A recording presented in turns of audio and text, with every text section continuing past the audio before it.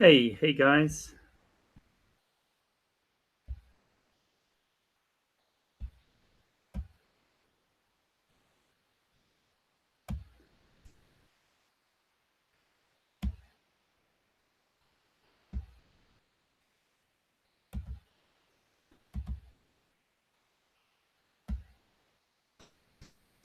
Hi. Welcome.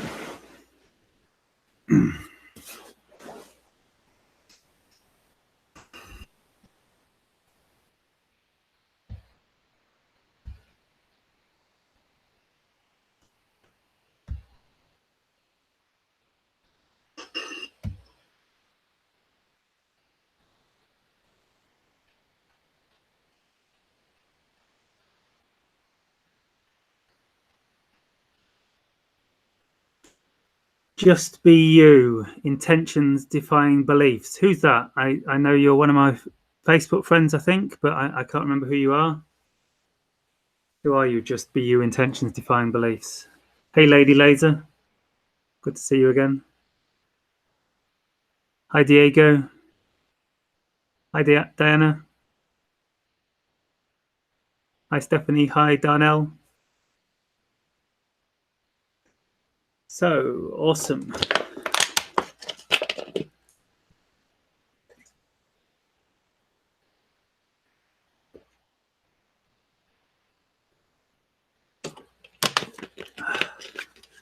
So, so what would you guys like to talk about? You got any topics, questions? Um,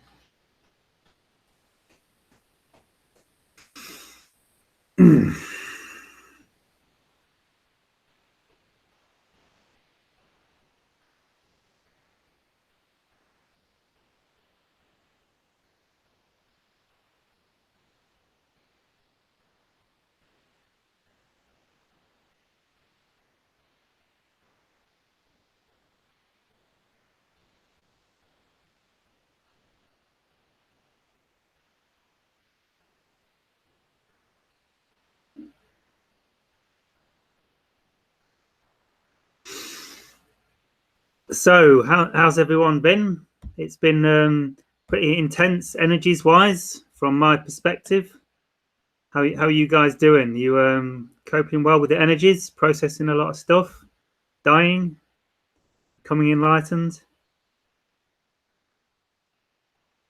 all four.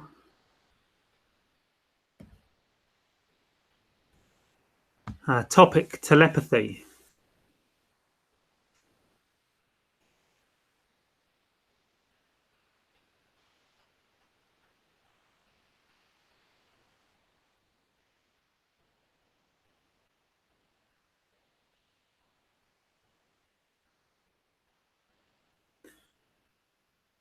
So I guess telepathy, as I understand it, is being on the same frequency as someone else. Or as it Bashar used to say, you can't read someone else's mind. You can just have the same thoughts at the same time.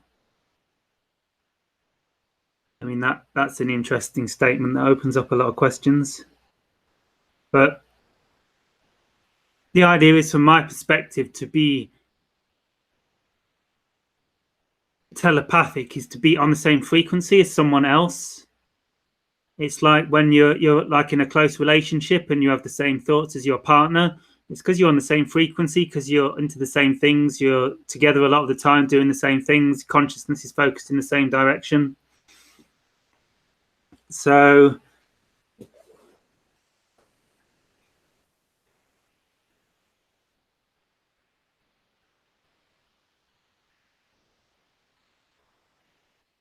can you give us some information on the beings from Venus? What's their role in today's Earth and ascension? Um, I don't know much about beings from Venus, to be honest.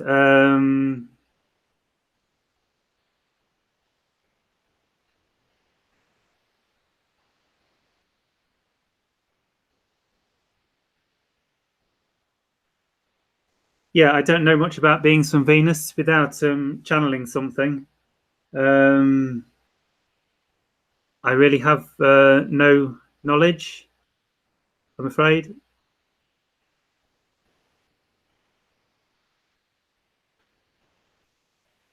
It is a lonely journey, that is for sure. Yeah, it can be lonely, for sure.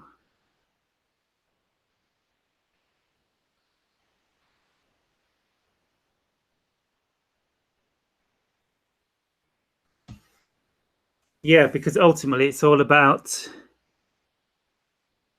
sort of realizing that there is nobody else, and the relationships that we seek comfort in are perhaps just blocking ourselves from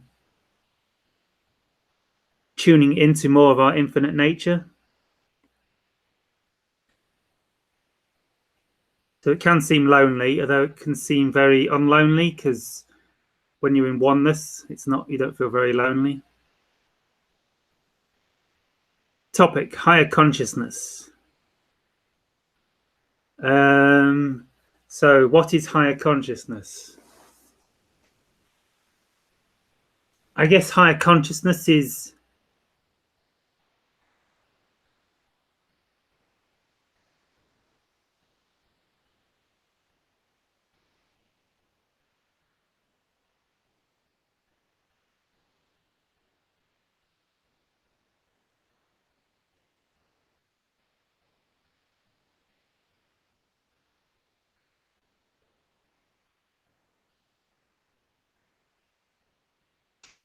I guess ultimately higher consciousness is the perspective from beyond the mind. This is where we're transitioning to. We're transitioning to the consciousness of presence awareness, emptiness, isness, I am, consciousness, awareness. We're going through a transition from identification with mind, thoughts, and emotions and patterns conditioned by society, like the way to happiness is to have a happy family and to have a regular family with 2.1 children and a nice house with a picket fence and a stable job and a stable income and paying taxes and watching TV and agreeing with what the TV says and believing in Newtonian physics and Darwinism and being very confused about why we have religion teaching one thing and science teaching another, yet our leaders seem to uphold both. So this is the reality of the mind. It's really anything you can think about, like it's the reality of your mind. Like, am I going to get a good job? Am I going to be rich? Am I going to be happier next week when I'm on vacation? Was last week better than next week? Is this better than that? When am I going to be enlightened? What's going on in my life? Oh, this is crazy. Why isn't my girlfriend coming back? Why has she left me? Why has she rejected me? All this is mind reality. The could call lower consciousness or a lower level of consciousness. The reality that we've been living in for thousands of years, the idea of cause and effect, and using our physical minds to analyze and determine what actions we should take in our reality. But the higher consciousness is this pure awareness, this pure consciousness that is beyond the mind. It's like when we drop everything for a few minutes, when we let go of all our stuff, all our stories, our patterns, our worries, our fears, our to-do list, our anxiety, our random thoughts, and we just drop it all for a few minutes,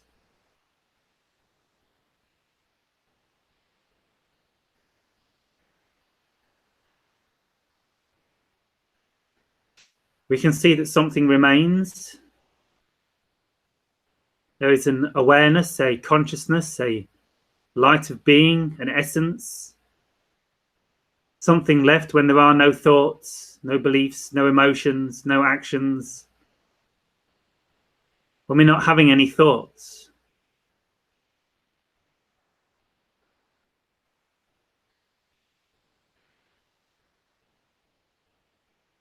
There's still an aware presence that remains, a consciousness, a cognizance. So we see that we're not our thoughts and we're not our mind and we're not our beliefs. Because if we can observe them or stop having them for a few moments and see that we're still aware, we can see clearly that we are awareness. We are not thoughts. We are not beliefs. We are not emotions. We are awareness. We are the aware present consciousness that is before all things.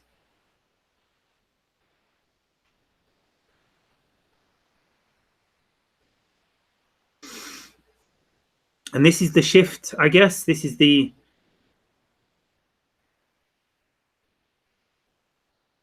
event, the shift of awareness we're going through at the minute, the shift into higher consciousness, the shift into the realization that we are pure consciousness. We are that pure awareness. And I guess this is the higher consciousness. And from here, we can begin to carry out our lives in different ways. We can begin to act instinctually through our excitement and our intuition as to where we need to go, in the trust that our higher self is going to support us, because it is the guidance of our higher self.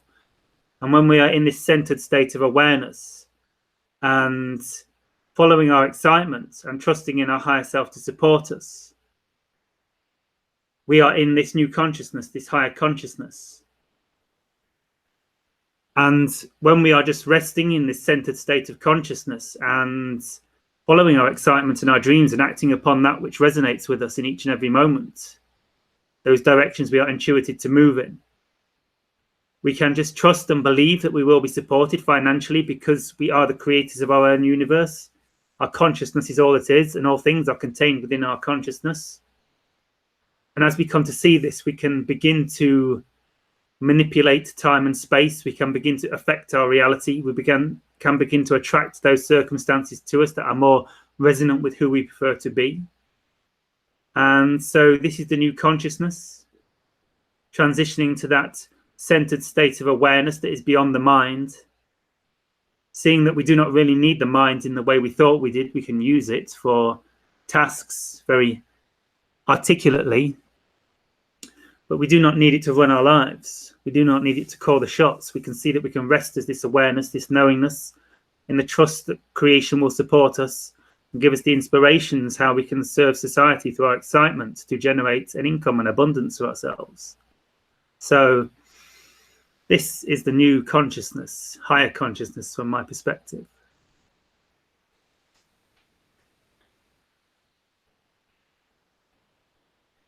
Very few others are awake. Well, that's no surprise, because I don't feel very awake either at the moment. No, who knows? Had a bit of a bumpy day today. So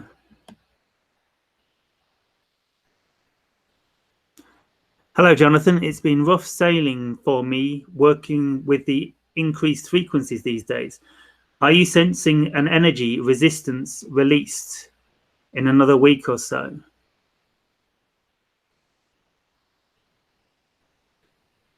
I'm not sure, to be honest.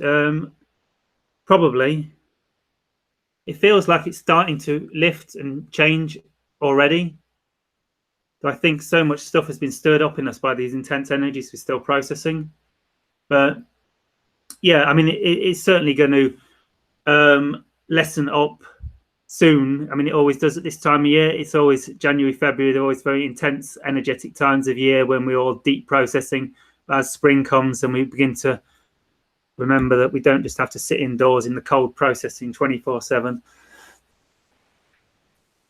Yeah, the collective energy will lift. It probably will do quite soon. I think it's got to some degree soon, because it can't just be like this like void of intense energy like forever from now on. There has to be I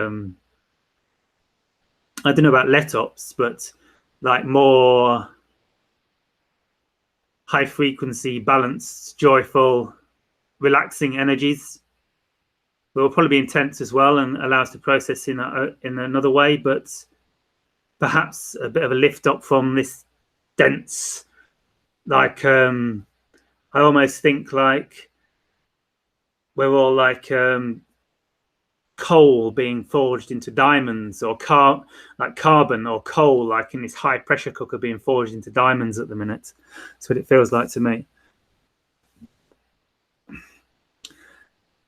I'm hearing a bit of chatter about a release of some sort coming soon. Thank you. Yeah, I mean, it has to, really. I mean, we have been processing so intensely, and there's got to be some it has been like the most intense collective processing for perhaps ever, or thousands of years. And so there has to be a collective release soon where we just all let stuff off and get a little bit of a chill time with some nice sunny weather, hopefully, as well. Yeah, it has to be some sort of release or something soon. I feel it's just been so intense for like months now. It's something's got to shift. But if it doesn't, that's cool too. We just process even faster. Happy Mahashivratri. Yeah, what is Mahashivratri? Is that some sort of worship to Shiva? I'm not sure. I know the ashram just down the road from here is having an all-night celebration for that Mahashivratri, whatever it is. I might have gone if I wasn't so exhausted at the minute. Staying up all night chanting isn't resonating at the minute.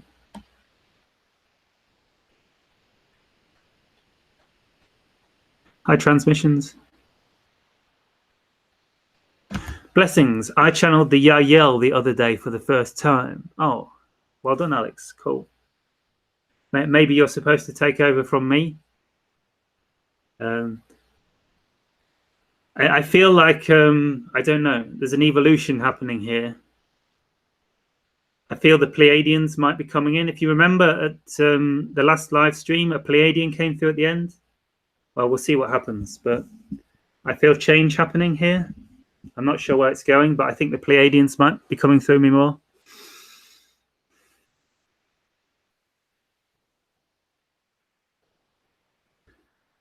Topic: the evolution of existence.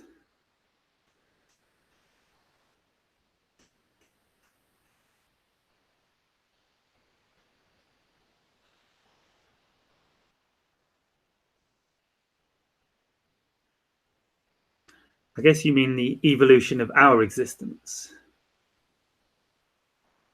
Human existence.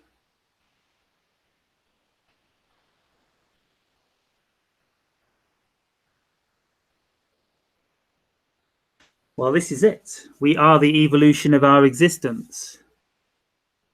It's just the dropping away of all the old patterns, the identifications with needing to derive happiness from a job or a location or a person.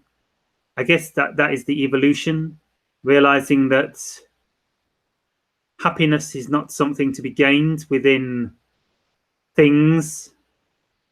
We can only discover happiness within ourselves. So I guess that's the cusp of the evolution for us at the minute, what we're coming to discover. And this is why it's so beneficial to us to be going through such negativity and darkness at the minute, because it's a very clear opportunity for us to see that we can only truly find happiness within. And we can create a much better society for ourselves with more abundance, more nature, less pollution, more nice places to live, better communities, less war, less disease, preferably none of the either. And this is all great, but I guess ultimately it's a reflection. It's going to be a reflection of the realization that true happiness comes from within. And I think before we can begin to create this fourth density golden age, we need to see that the happiness is within. We can find it within ourselves, because this is the opportunity that's being given to us at this moment by being incarnate on this very dark planet. It's an opportunity to see that no matter how dark things get, we can just rest into our centered state of pure awareness, true nature, and derive our happiness from that pure consciousness that we are. So it was like if suddenly we were like to shift to a golden age where everything was amazing, the contrast, the impetus wouldn't be there to become self-realized, to find happiness within. So we need to extract as much as we can from this period of suffering and darkness on the planet while we can, because it's not going to last for much longer. We are coming to the end of suffering, and it may be a few years yet, but it is coming to an end, and the opportunities to suffer are going to become more and more limited, particularly for those of us that have done the work over the next few years. So we really need to reap the benefits from the darkness while we can. One thing I always get out of this, whenever I go into a low spell, which I have been a little bit this morning, it reminds me of the suffering and the suffering I've gone through over the past few years. I've gone through this process, and how absolutely awful it is possible to feel as a human. When you're depressed or you've broken up in a relationship, or those worst things that are happening, it is possible to feel really bad. And sometimes when we're just centered and in alignment with the excitement and flowing, we forget that we did actually go through a lot of darkness at one point, and we forget that there's a lot of people going through a lot of darkness. So I think the most important thing we can take from this period of transformation, mutation at the minute is, I keep putting notes in the back of my mind, don't forget what it feels like to be depressed. Don't forget what it feels like to be suicidal. Or don't forget what it feels like to be emotionally rejected. All these things, these really dark energies we've experienced through our human incarnation. Don't forget it, because we're going to be here to serve these people. And if we can remember, it's like we can sometimes see these people suffering. And when we're in the higher state of consciousness, it just seems really funny, because you know that you're the one consciousness, that you're infinite awareness, you're free. And so it just seems funny to see someone suffering, because that ultimately it's all a big joke and it doesn't make any sense. And suffering's an option. It's just an illusion someone's created for themselves, and all they have to do is surrender, and they can drop into the infinite awareness and bliss. So it can be a bit of a trap to drop into this, and when you see someone suffering, think, oh, what are they suffering about? It's lighten up, have fun. But we've got to remember that we've been through this, and it is possible to get drawn into very dark spaces where you can't see your way out of it, where whatever your mind is telling you in that moment seems so real that you've tricked yourself into complete depression. So I just like to use these dense periods as a reminder that what I have been through, and what I still do occasionally, and how much a lot of people are suffering on this planet. I mean, at this time, if we think about it, there's probably maybe hundreds of millions of people who are in almost suicidal depression, or anxiety, or emotional breakdown. And if you think back to your darkest times, and you probably maybe can't remember what it felt like, but you can remember that it felt bad, and you just don't want to be there. So perhaps if we can use this energy, we say, we feel it's coming to an end, and it probably is. So perhaps we should take this opportunity to dive into the darkness while we still can, and remember what it's like to be a messed up dark human with attachments and fears and doubts and delusions and confusion. So let's all get excited about choosing to be dark and depressed for a few minutes. Okay, enough of that. Let's move on.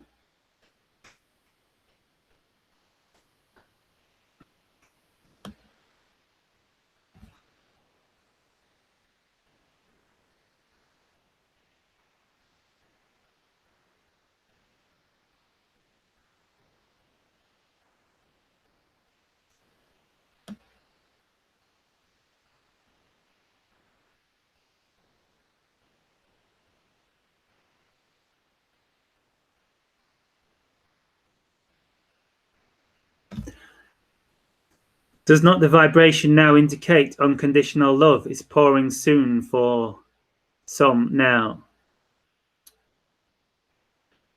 It's definitely becoming more easily available. Yeah, I guess the higher the vibration goes, the easier we can align with our heart chakra.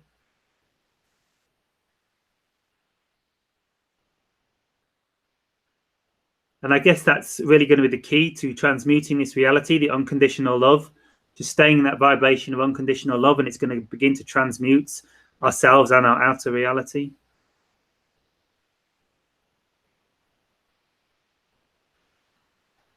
Hey, Saffron, namaste.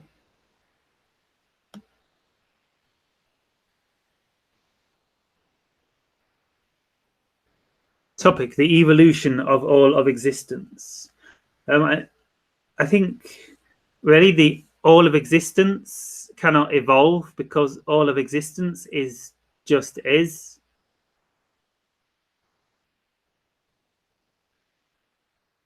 Like all of existence is infinite consciousness, all that is. So all that is already is all that is. So all that is can become nothing more than all that is. I guess the only evolution for all that is to become the absolute, dissolve back into nothingness. But that wouldn't really be an evolution. Yeah. The evolution of all of existence. I'm not sure exactly what you mean, Darnell. Perhaps you could share exactly what you mean by the evolution of all of existence.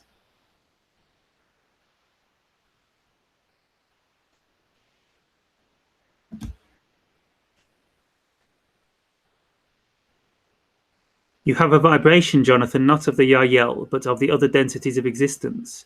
Become aware and self-realized, free from beliefs. Love above all is for your group of manifest.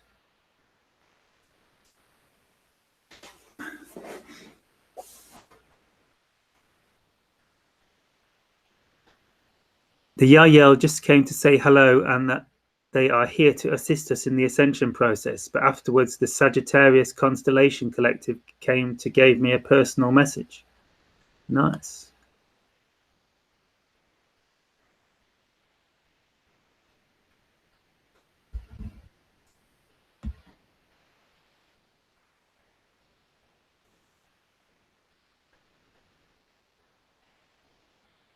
When we see and feel the unconditional love of God, we may then have Gaia not to provide events of suffering and do events of live compassion as the miners of Chile.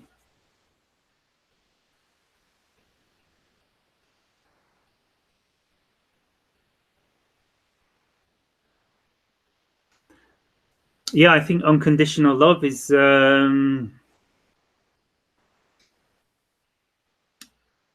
yeah, the way forward, like really powerful. The more we can rest in unconditional love, the more, I mean, of course, our frequency creates our reality, so we can't really go wrong with remaining in the frequency of unconditional love. Yeah, of course. As we all collectively come to rest in unconditional love, our outer reality will begin to reflect that back to us, for sure.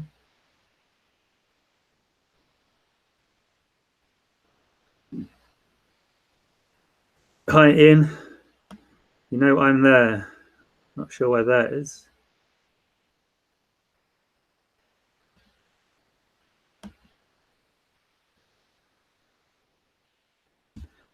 Nice blue flower back there.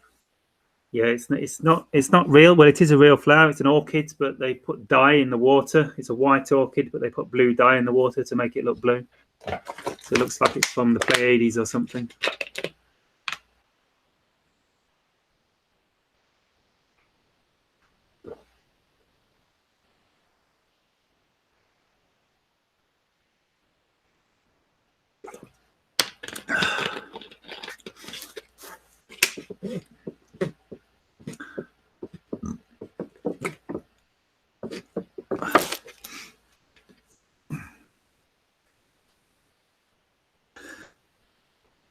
Is there anyone on this planet at this time who could meet Yael in physical contact without getting psychological shock?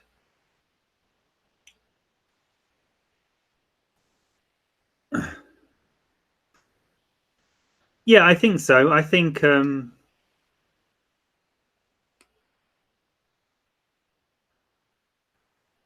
probably are people who have had contact with the Yael already.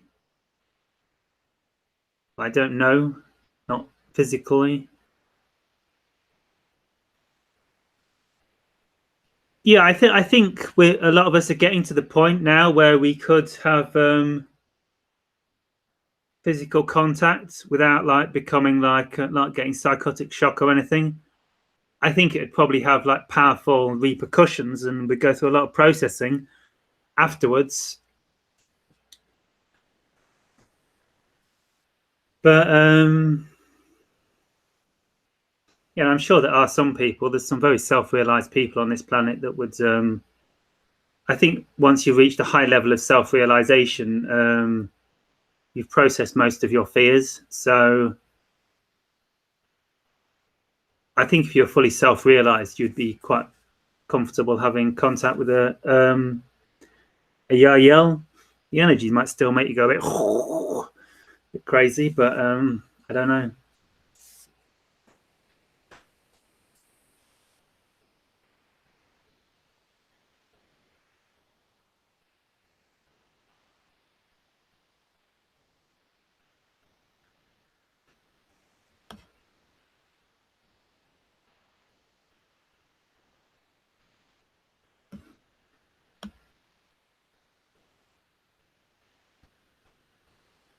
So I got through all the questions.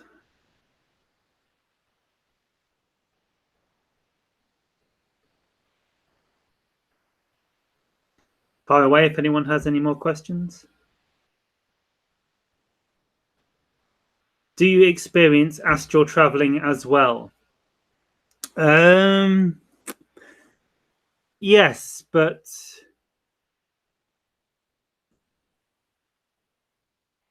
I think so, yeah. Perhaps not in the same way other people do.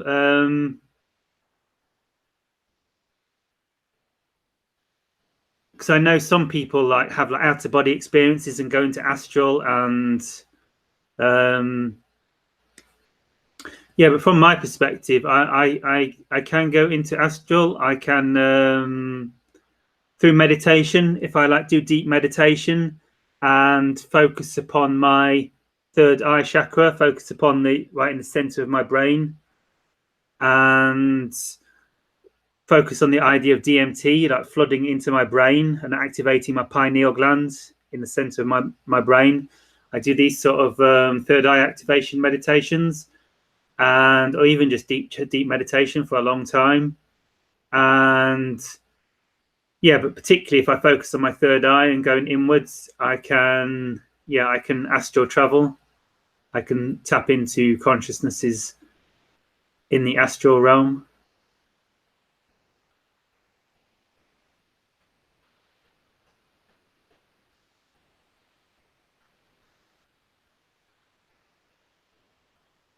Jonathan, did you receive any info related to the event?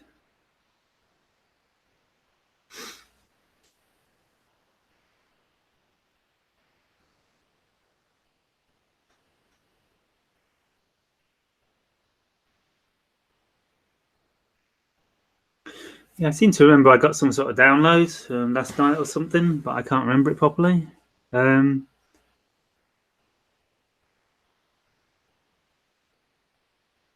Yeah, something to do with like a 100th monkey effect type thing.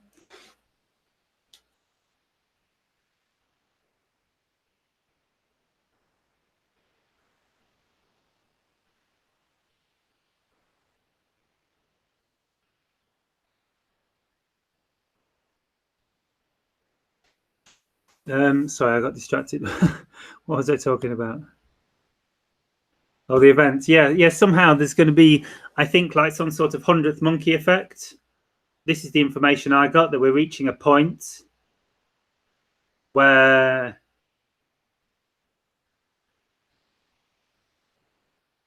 where like enough people are going to become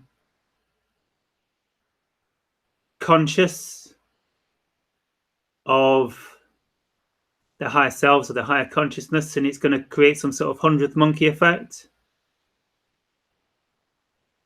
So yeah, and the event, we're well into this transition now. We're right in the power vortex of this event occurring. So I think the event is happening now, in my opinion. I guess a lot of people are looking for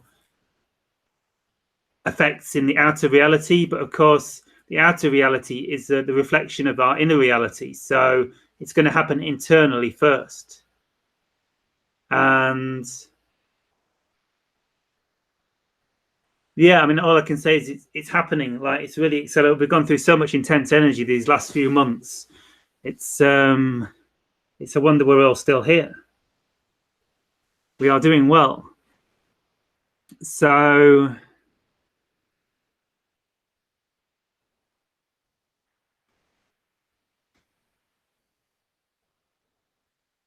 yeah, nothing specifically other than that I feel over the next weeks or months there's going to be some sort of 100th monkey effect where enough people are going to reach a high enough consciousness that something's going to happen.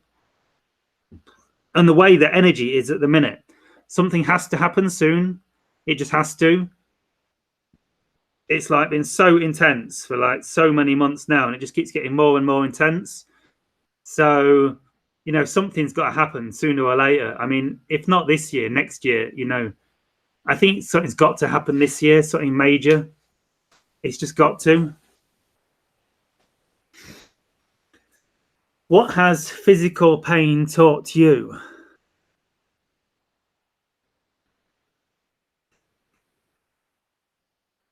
I guess it's taught me that the physical pain usually isn't the real pain. The real pain is usually the thoughts and the stories we tell ourselves associated with the physical pain. Like, I noticed that's what really drags us down low. Like when we're in physical pain and the mind starts going, "Oh no, I'm in pain. Oh, it's the end. Oh, I'm never going to be healthy again. How am I ever going to cope with this?" It's these thought patterns that come up associated with physical pain are generally much worse. I'm not talking chronic physical pain, but generally much worse than any physical pain. And it's also taught me to be healthy and look after my body so I don't experience it again. So that's what physical pain's taught me. It's taught me to not listen to the mind's stories about physical pain and eat healthy, detox, exercise, do what you love to do. So we and be in alignment with the higher self as much as we possibly can, so that we don't go out of alignment and attract incidents into our lives to shove us back into alignment in a very painful and dramatic fashion.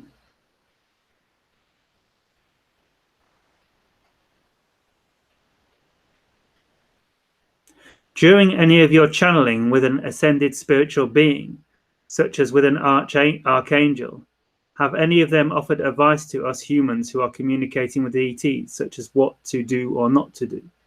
During any of your channeling with an ascended spiritual being, such as with an archangel, have any of them offered advice to us humans who are communicating with ETs, such as what to do or not do?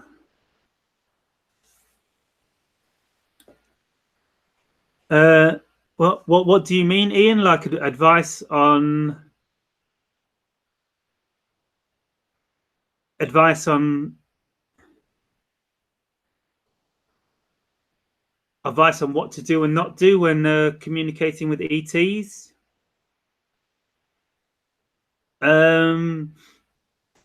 No.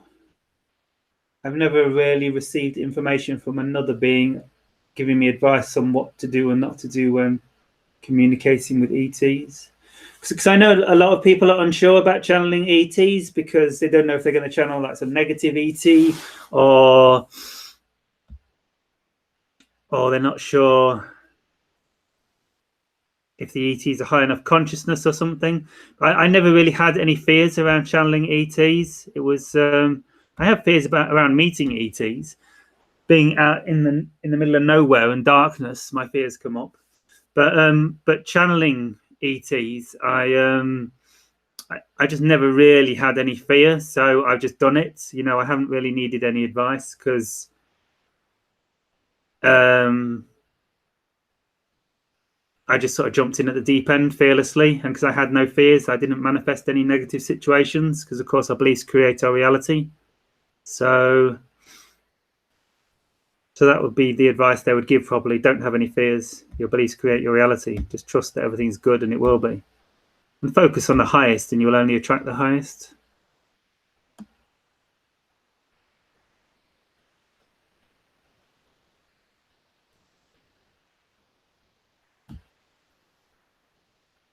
All that is in existence is upon only the realization of we are not all that is without being all that is.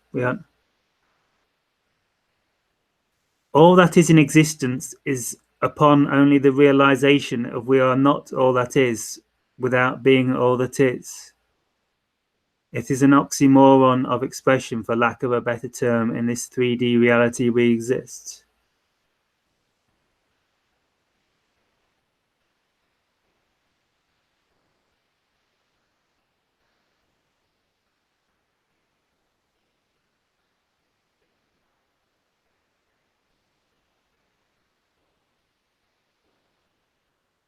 Yeah, I can't quite get my head around that, transmissions.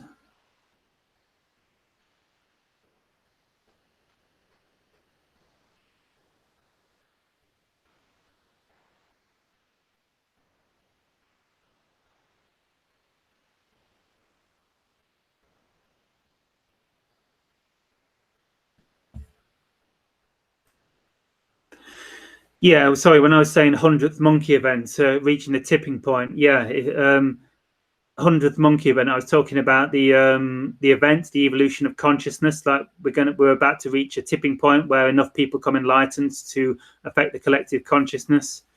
It comes from this story of how there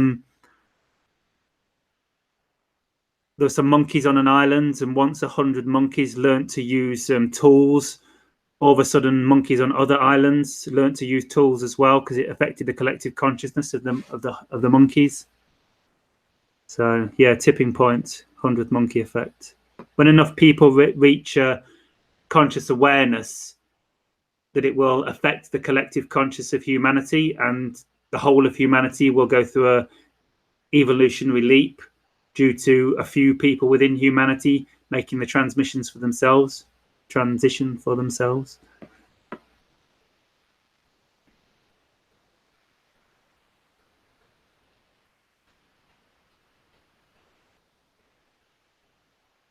Been reading about QHHT healers getting intel from the clients that some big shifts, the event is happening now. Yeah, I mean, it is for sure happening now. I mean, it's so intense what's going on at the minute. So much processing, so much acceleration.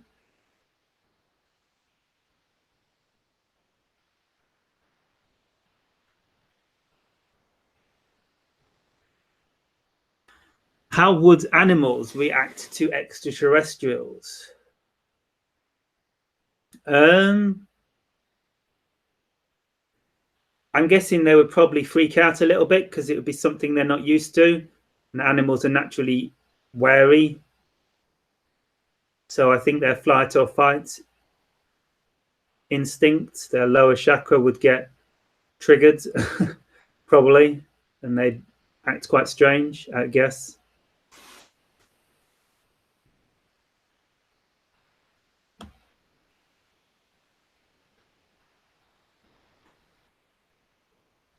Or perhaps, like the ETs are so balanced into the frequency of love that the animals would sense into that and not get frightened. So some animals might be able to tune into it, perhaps the higher consciousness ones, and understand that it's a non-threatening frequency. And I guess the ETs might be able to tune themselves to a vibration that is non-threatening for the animals. So I'm not sure is the honest answer. Probably a mixture of all those.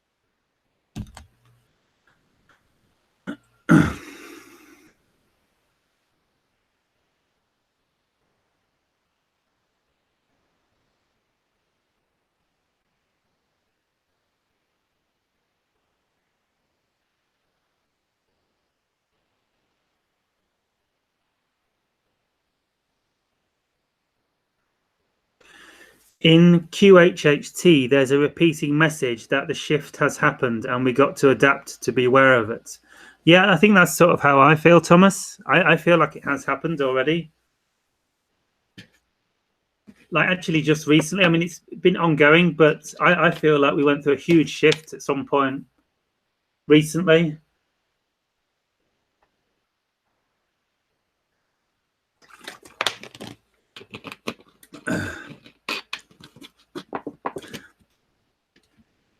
Yeah, and we're all just sort of settling into this new consciousness. I mean, something has definitely changed in the collective consciousness over the last 6 months. In my opinion, maybe it's just my own consciousness, but I don't think so. I feel like there has definitely been a shift in the collective consciousness over the last 4 months, 5 months, 6 months, 3 months, last half a year. Some point, something changed, in my opinion.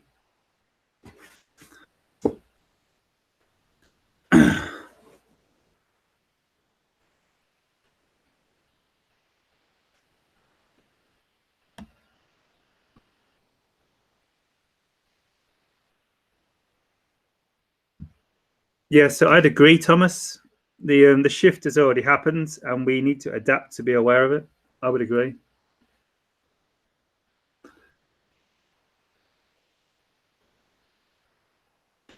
Do you think there is anything to the warning being given by David Wilcock and the planetary cataclysm about to happen to the Earth?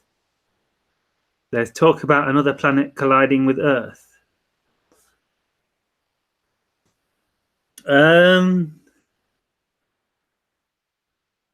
I don't think another planet's going to collide with Earth. When you understand that, like how fragile life is, and this reality has been created for us to experience a set of experiences and challenges, and we came here to experience this expansion of consciousness into a new frequency, into a new dimension of awareness on this planet. And like, if the planet was all of a sudden wiped out over one night, I mean, what would be the point in that? I mean, what would we learn from that? It wouldn't make any sense. It wouldn't assist the evolution of what we came here to learn. We need to tap into like what lessons, if we can tune into like the perspective of our higher self, and we can see what cataclysms are going to happen in our life. Like if we're like heavily attached to like relationships with like a female partner, and and we're like desperate to like find a female partner to make us happy. We know, like, from the perspective of our higher self, we're going to continuously like have bad relationships. We're going to continuously get rejected, have breakups, because it's an illusory state. The like, from the higher perspective, we don't need a partner to be happy. So we know that our higher self is going to destroy that illusion in whatever way it needs to be destroyed, so we can see through it. So in the same way, you can come to see like things that are likely to happen in our reality. Like, what lessons have we still to learn? Like, am I still greedy? Am I still selfish? You know, if we were like, I think the only way that would happen was if we're like, if our reality, we were just wasting our reality, you know, like we'd had some spiritual realization and then we just decided like, oh, sod this, we live in an infinite universe, so I'm just gonna make loads of money and do loads of drugs and chill out and have fun and go on holidays and buy loads of flash cars, and who cares, we're in an infinite universe anyway. If we had that sort of perspective, perhaps we'd get some sort of cataclysm to wipe us out, because we would have totally lost the plot, you know what I mean? These lessons we're here to learn. A higher self be like, oh, what's he done? What a waste of time. And like, so reset. So the point is that I don't think a planet is going to hit Earth, because it'd be pointless. You know, it wouldn't, our civilization ending would serve no point. You know what I mean? That's like the easy option, you know, in a way, just for our civilization to be wiped out and us all to transition back to spirit consciousness. I mean, that's the easy way out. I mean, our higher self doesn't want to give us the easy way out. It wants to give us the hard way out, which is staying on this planet and learning the lessons we need to learn one at a time. So that's why these doomsday scenarios just make me laugh, and I never buy into them. Although there's often something to them, but it's not the end of the world as we know it. Like 2012, it was the end of the old world, the beginning of this new world.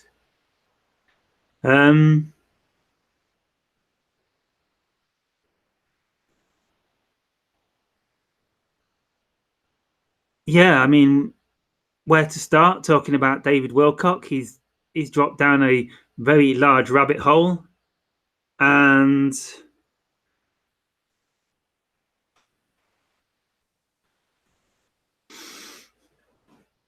I mean, it's a deep talk. I mean, if we create our reality, what realities are we creating for ourselves? It seems like there's many realities on the verge of manifesting in our reality at the minute. We're still shifting between potential realities, and we can still choose what reality we choose for ourselves, we create for ourselves. So, I mean, my advice is don't focus upon negative realities unless you are doing something hands-on to assist that negative reality, i.e. don't focus on world poverty unless you are starting a charity to alleviate world poverty. You know, if you feel you need to focus upon something to be of service and help it and assist it, of course, that's great. But don't focus upon anything just for the sake of focusing upon something negative, because you're just going to attract it into your reality, create it in your reality. So, yeah, I mean, it's a very deep talk about realities and what exactly is going to manifest in our reality. Like, are the hybrid children going to land next week? Is you know, is like Bashar's reality, this collective reality we're creating, or is like Stephen Greer's reality going to manifest, which is a bit different? He doesn't really believe in the grazing, the abductions and the hybrid kids and that. Or is David Wilcock and Corey Good's reality going to manifest, where they're on some crazy rabbit hole sci-fi thing? And the way my current analysis of what's happening is, from my limited understanding of multidimensionality, is that somehow our realities are currently merging. Our third density reality is becoming a fourth density reality, which is much more non-physical. And the idea of astral traveling is somehow connected to like fourth density reality. Fourth density is more like an astral reality. And I think what I sense is happening is we're all tapping into different astral realities, like multi-dimensions of reality are becoming open to us. And this is what's happening with the UFO sightings. They bleed through some other dimensions. And so like Stephen Greer and all his CE5 work, he's tapping into a set of like astral extra dimensional realities. And like Bashar and the Hybrid Kids and the Yahyel and all this stuff, we're tapping into another dimension of reality, another dimension of existence, existing on another plane of existence. And like David Wilcock and the Corey Good material, they're tapping into another dimensions that are becoming very close to this dimension, this third density reality, because we're now shifting into fourth density, the fifth dimension. These other dimensions of existence are like becoming almost real. Like they're like we're tapping into other dimensions of awareness, dimensions of consciousness. And I think what's going to happen is these are going to begin as we shift into fourth density in the fifth dimension. These dimensions of existence are going to begin to merge with our reality. They're going to begin to physicalize, manifest, and become solid. But at the minute, there's still potential realities. There's still, like, just as examples, there's still the Stephen Greer bubble reality. There's still the Bashar Yahyel hybrid children bubble reality. And there's still the Corey Good, David Wilcock bubble reality. And they're all beginning to bleed through into our dimension. Like people are having these experiences on different dimensions of reality, occasionally in physical reality as it bleeds through. But what's going to happen as we continue to go through this shift is that we're going to go into this fifth dimension or fourth density reality. And these different dimensions of consciousness that are still somewhat in conflict with each other are going to begin to manifest and physicalize in this reality. And we're going to begin to form what is our choice of our fourth density, fifth dimensional reality, which is always going to be very much more malleable than this reality. But we're going to sort of choose a timeline where we agree to take on like these parts of Dr. Greer's perspectives, these parts of the Hybrid Kid Bashar Yahyel perspective, and these parts of the David Wilcock perspective, and these parts of the Dalai Lama's perspective, and these parts of David Icke's perspective, and these parts of the Buddha Maitreya's perspective. All these different perspectives that are contradictory to one another is because they're currently in different dimensions. And as we shift and accelerate into higher frequencies, we will begin to merge with these dimensions and we will begin to solidify them in this reality. So, yeah, so it seems like David Wilcock and Corey Good, from my best analysis, have gone very down a deep hole into a very bizarre reality, but it has reality to it. And it's going to begin to manifest in this reality the more we focus attention and our consciousness on it. So if you don't prefer it, don't focus on it. Focus on what you prefer.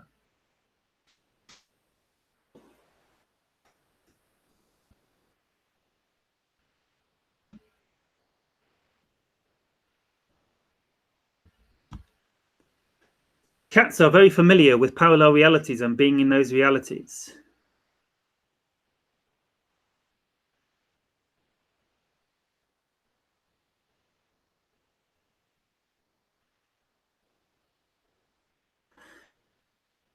I'm waking up and feeling more what surprised me, that there is actually a lot of people that already have some kind of abilities, but they kind of keep it secret from others. Yeah, for sure. Yeah, when you start talking about this stuff, you'd be surprised the amount of people that come out and say, I had a UFO sighting when I was 7 years old. I remember it clear as day.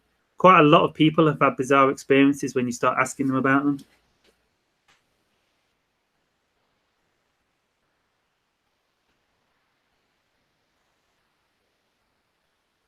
Do ET civilizations have pets?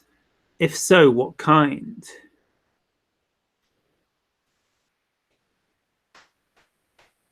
I'm not sure, to be honest. I'm really not sure.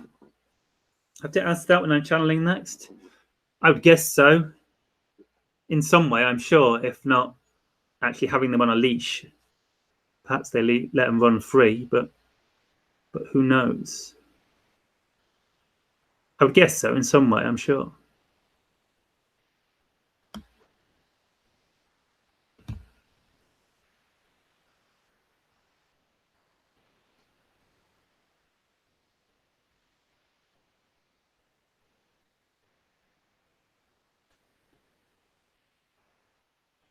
We are what we vibrate, and vibration precedes the act of manifestation. If the Gaia's inhabitants create this vibration, it is the manifested. A cataclysm is attracted not by synchronicity.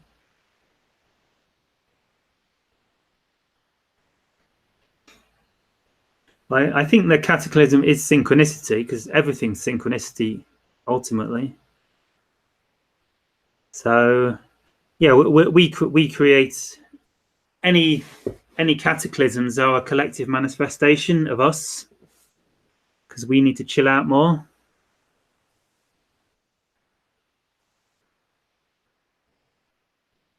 I feel there's more and more disclosure with increased information drip from the government and media, more and more acknowledgement of the existence of ETs by government officials.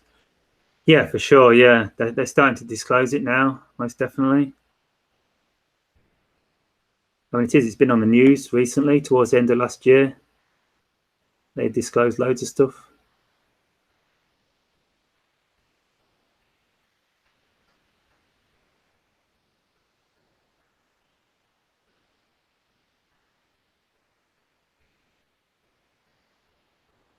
There are just a lot of videos on YouTube about the cataclysm. That's why I asked. Probably just because it gets views. A lot of people are just after views on their YouTube channels, and they'll just post anything they can to get views. End of the world. 2 months from now. Enter your email address now to be made pre-aware and survive.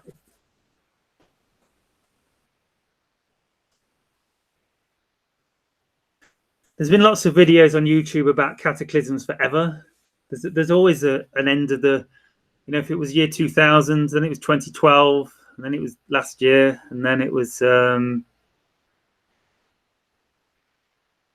mean, the Yahyel spoke to this in one of my written channelings I did a couple of weeks ago. They said it will be bumpy. There will be cataclysms.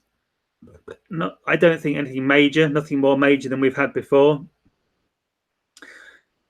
which is pretty major, but because it's like we're going through this collective transition. And if you think about everything you've been on your journey over the last few years, like all of humanity is going to go through this. And when all of humanity is purging all its darkest fears, it's going to go crazy.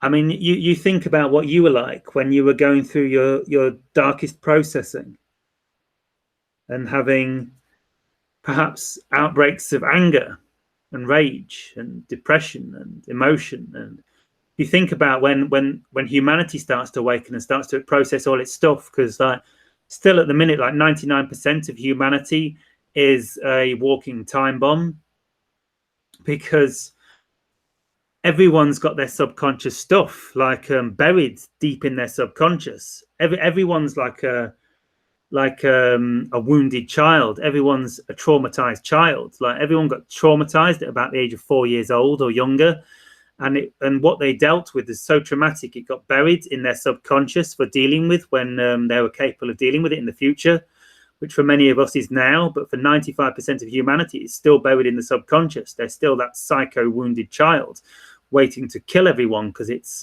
pissed off with the way it's been treated.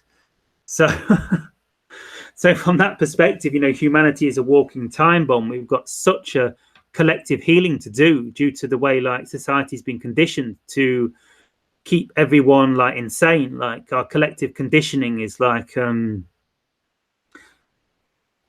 basically the way human society has been structured is to keep the human being affected by things that will drive it insane so it can easily be controlled. And this is why everyone's so messed up. This is why everyone has all these beliefs in, I'm not worthy, I'm not good enough, I can't do this, I'm not even going to try, I'm just going to sit around and do drugs because I'll probably just fail. What's the point? My parents won't love me if I do something that isn't boring.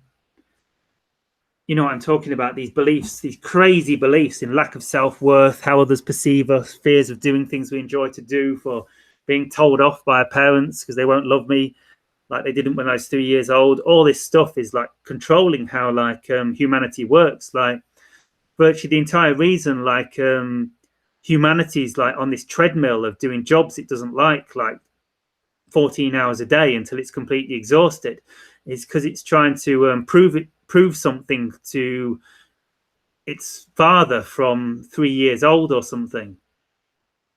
It sounds a bit crazy, but it's like we grow up as a child and we seek love in our parents, and then our parents tell us like at 5 years old, if you don't go to school and get a job you hate, then I'm going to shout and scream at you till you do it. And you're like conscious, and then at 5 years old your consciousness says, I don't want to be shouted and screamed at, I want my daddy to love me, so I'm going to get this shit job I hate and I'm going to do it and do it and do it until my daddy loves me and I feel happy. And this subconscious programming, whether we realize it or not, is still playing out deep within our subconscious. It's absolutely crazy when you come to see it. But this is like the momentum between people wanting to get jobs that they don't like. It's not so much they fear they won't be supported. It's the fear of looking like a fool in front of society. Their ego is so big and so like traumatized that it doesn't want to stand out amongst its peers. So it just gets a shit suicidal job because it doesn't want to appear different. And these kind of beliefs that are ingrained into society, and many other beliefs equally as insane, are like deep in everyone's subconscious and driving the way everyone's moving forward and acting. And so these beliefs, these subconscious fears and perceptions are still deeply buried in the subconscious of humanity. So that's why humanity is a walking time bomb. And as these things start to heal, and as collectively humanity starts to process these things, everyone's going to go crazy. And it's going to get reflected in the outer reality. So we've got an interesting sort of 10, 20 years coming up. And hopefully it's going to be easier for people now, because so many of us have already done the work and laid the foundations and eased up the collective consciousness. Hopefully it'll be a lot easier than that now. So hopefully it won't be so crazy as what it seems it should be. Hopefully somehow we've lightened the load and there's going to be some collective rising in consciousness into a new like frequency of joy that just sort of covers the planet in a hum of joy and bliss that creates a consciousness to enable everyone to process their stuff in. So hopefully this is going to be the case, and everything can move a lot more smoothly than what it might do otherwise. And there won't be less cataclysms manifesting out of reality.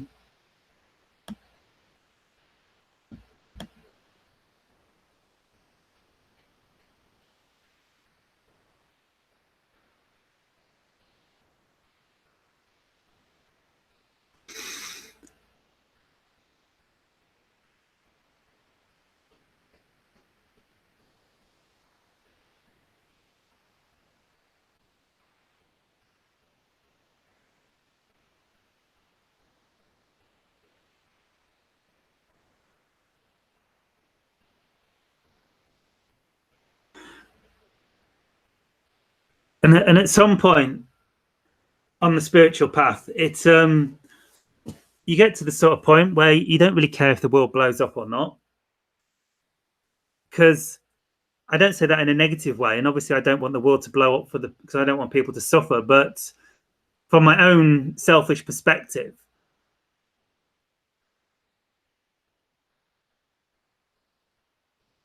you know, it's not that big deal, the world blowing up. It's just a shift to another aspect of consciousness. What are we going to lose if the world blows up? Our family, our friends, our house, our money. So if we have no fear of losing those things already, then we have really no fear of the world blowing up.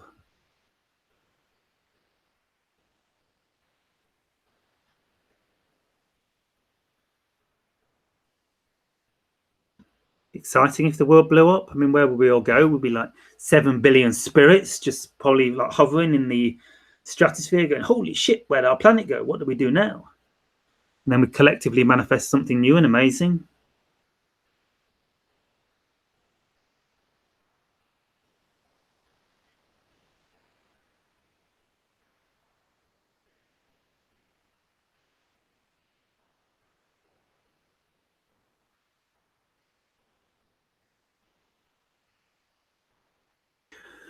Question, what about chemtrails?